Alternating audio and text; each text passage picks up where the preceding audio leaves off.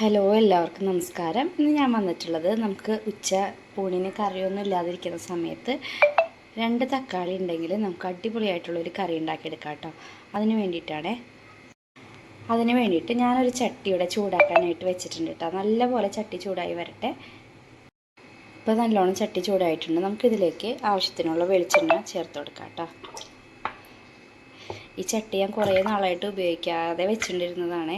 വാങ്ങിയിട്ട് 1-2 തവണ മാത്രമേ ഞാൻ ഉപയോഗിച്ചിട്ടുള്ളൂ കേട്ടോ. അപ്പോൾ ഞാനിന്ന് തക്കാളി കറി ഉണ്ടാക്കാനായിട്ട് ഇത് തന്നെ എടുക്കാമെന്ന് വിചാരിച്ചു. ആവശ്യത്തിന് വെളിച്ചെണ്ണ ഒഴിച്ചു കൊടുത്തിട്ടുണ്ട്. ഇനി നമുക്കിതിലേക്ക് കടുകിട്ട് പൊട്ടിച്ചു കൊടുക്കാം.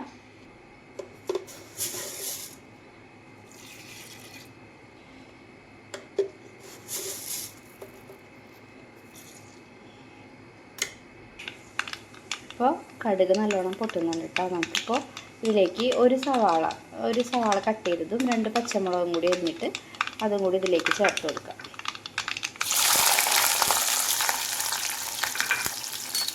നല്ലപോലെ വഴറ്റി കൊടുക്കാം.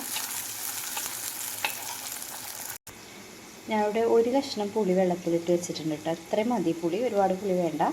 ഈ ഒരു പുളി ഒന്ന് കുതിർന്ന് വരും. നമ്മളിപ്പോൾ ഈ സവാള വഴന്ന് വരുന്ന സമയം കൊണ്ട് ആ പുളി അവിടെ ഇരുന്ന് കുതിർന്നു വരും. സവാള നല്ലപോലെ മൂത്തൊന്നും വരണ്ട കേട്ടോ. ഗോൾഡൻ ബ്രൗൺ കളർ അങ്ങനെയൊന്നും ആവണ്ട. ഒന്ന് വാടി വരുന്ന സമയത്ത് നമുക്കിതിലേക്ക് 2 തക്കാളി അരിഞ്ഞതും കൂടി ചേർത്ത് കൊടുക്കാം. 2 തക്കാളി അരിഞ്ഞ് വെച്ചിട്ടുണ്ട്, ഇതിലേക്ക് ചേർത്ത് കൊടുക്കാം. ഇനി തക്കാളി സവാളയും കൂടി നല്ലപോലെ ഒന്ന് തക്കാളി ഉടഞ്ഞ് വരുമല്ലോ, ആ സമയമാകുമ്പോൾ നമുക്ക് പൊടികൾ ചേർത്ത് കൊടുക്കാം. ഇത് കുറച്ച് ഉപ്പും കൂടി ചേർത്ത് കൊടുക്കുന്നുണ്ട്. നമ്മൾ സവാള വഴറ്റിയ സമയത്ത് ഉപ്പൊന്നും ചേർത്തിട്ടില്ല.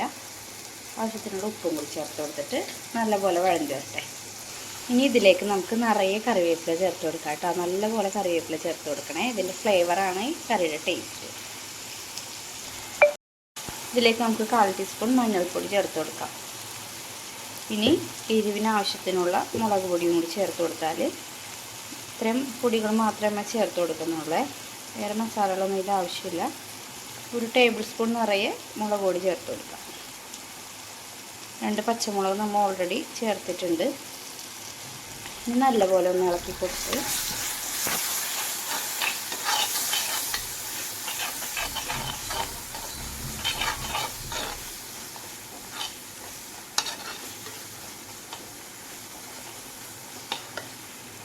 ഇനി നമ്മൾ പുളി വെള്ളത്തിലിട്ട് വെച്ചിട്ടില്ല, അത് നല്ലപോലെ പിഴിഞ്ഞിട്ട് ഇതിലേക്ക് ചേർത്ത് കൊടുക്കണം. ഇനി നമുക്ക് പുളിവെള്ളം കൂടി ഒഴിച്ച് കൊടുക്കാം. നല്ലപോലെ ഇളക്കി കൊടുക്കാം.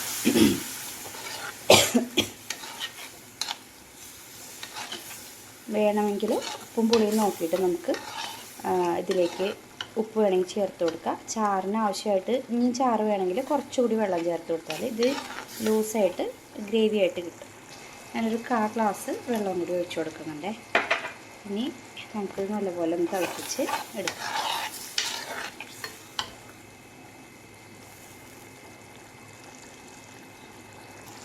ഇപ്പോൾ നമ്മുടെ കറി ഏകദേശം റെഡി ആയിട്ടുണ്ട്.